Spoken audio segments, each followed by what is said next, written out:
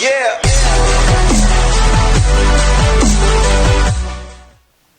Hey guys, welcome back to the channel for my next review coming out of the Toronto International Film Festival, and today I will be talking about The Substance, written, directed by Coralie, Fargeat, starring Demi, Margaret, Qualley, and Dennis Quaid. And I'm sure a lot of you have heard about this movie coming out of the Cannes Film Festival, where it won Best Screenplay and made really quite a splash that I don't think anyone was really expecting. I saw Fargeat's first movie, Revenge, back when it came out, and I think around 2017, and I thought it was a good, solid revenge thriller with a very, feminist-leaning angle to it. It wasn't anything super crazy in regards to, an amazing visionary film by any means. So I think this was really out of left field. Now, it makes sense considering what she's made before, but it feels like such an evolution of her style and quite literally substance, you could say, because this movie is literally one of the craziest movies I've ever seen. Like, it might be top 3 or maybe the craziest movie I have seen, most certainly in a long time. And I think this film has so much going for it. The direction here from Fargeat is unlike anything I've ever seen. This is such a bold, audacious film visually that's very in your face in a lot of moments, but I think adds to not only the camp of it all, the absolute hilarity, but also the horror. This is body horror supreme. Let me be straight up with you.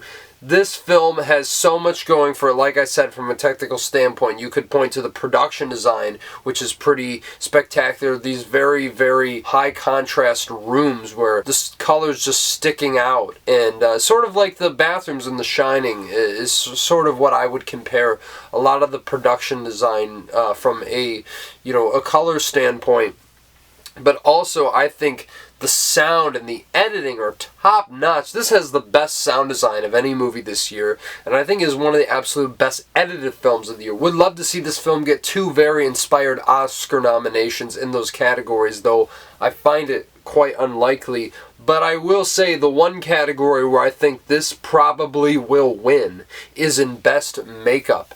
Because, my goodness, this is some of the greatest makeup you will ever see in any movie. This is on par with An American Werewolf in London, on par with The Fly, which it shares some similarities to, I'll say, without really giving the plot away, because this is a movie I don't really want to say too much about, because it's really the experience of it that is going to propel you to watch it, and I would really hate to spoil any of that. So I'll just give you that inkling, but I think this is one of those movies where, you look at it and it's like that's what that category was made for, to award something so visually insane and so impressive and so immense.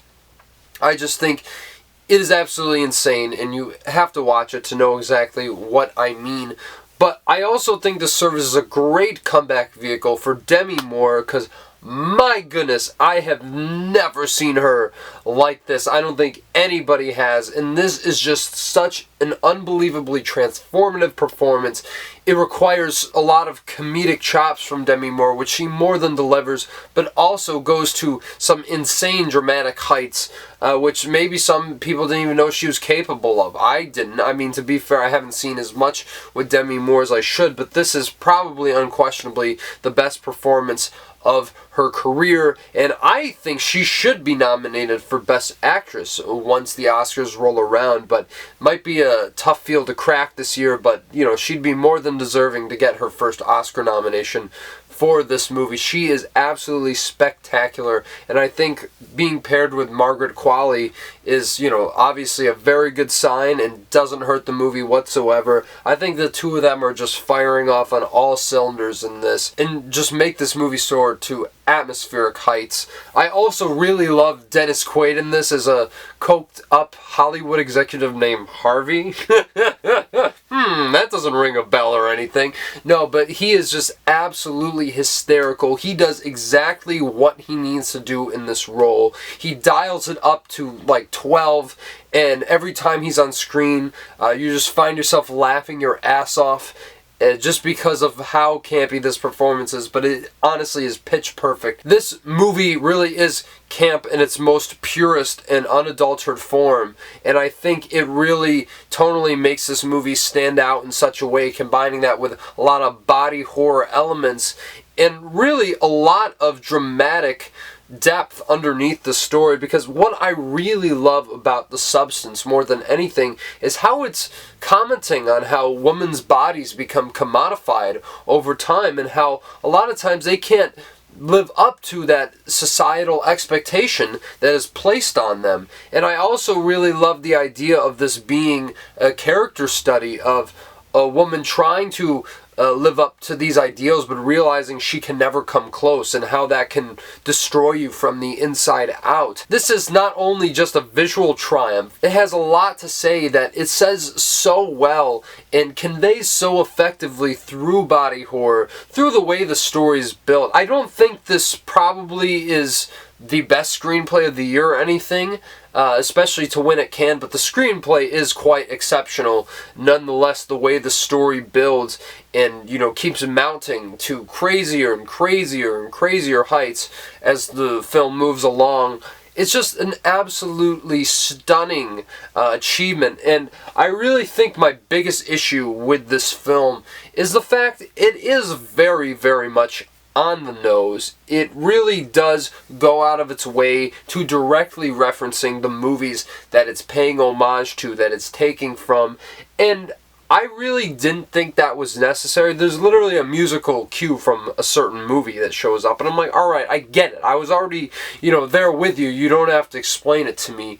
But even so, I think what is so effective about this movie, even though there are a lot of heavy-handed moments when it comes to the themes and when it comes to the references, it is just such a essential cinematic story, in the sense that it is telling the story through visuals more than anything, because the dialogue is a little bit more sparse compared to some other movies perhaps we're going to see this year. But I think, yet again, it's what's the point of cinema? Showing us through visuals.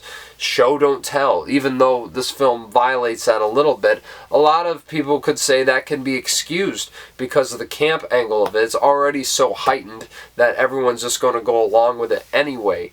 But my goodness, this is a wild ride, and I can't stop thinking about the last 15 minutes of this movie, which might be one of the craziest third acts I've ever seen. Maybe the craziest. I know I don't mean to, beat a dead horse or anything, but this is one of those movies you do not want to know much more about, and so I'm going to try to keep this review as brief as possible, but please go see this when it comes out next weekend. I was so thankful to see this with a crowd at the Midnight Madness screening, my first night at TIFF. This was my first screening with Fargeat, Demi Moore, and Qualley all present on stage. It was really quite an experience like no other. A movie that you have to see in the theater. Like, this is one that necessitates having a crowd around you to react to everything that's unfolding at once. And I just think the body horror here once again works so well, where I was like squeamish, like just kind of clenching up in my seat. It is just an unbelievable achievement from a cinematic standpoint, and without a doubt one of my favorite movies I saw at TIFF. Very deserving of the Midnight Madness Award, and very deserving of the moniker as one of the best films of 2024. I definitely want to see this again next week when it comes out, and you bet your ass I am going to be parked in the theater sitting down for another round of The Substance. And on that note, I'm going to give The Substance a very strong 9 out of 10. Definitely, this is one, an absolute must-see if there ever was a film coming out of this festival. I really think we'll be continuing to talk about this all the way to awards season.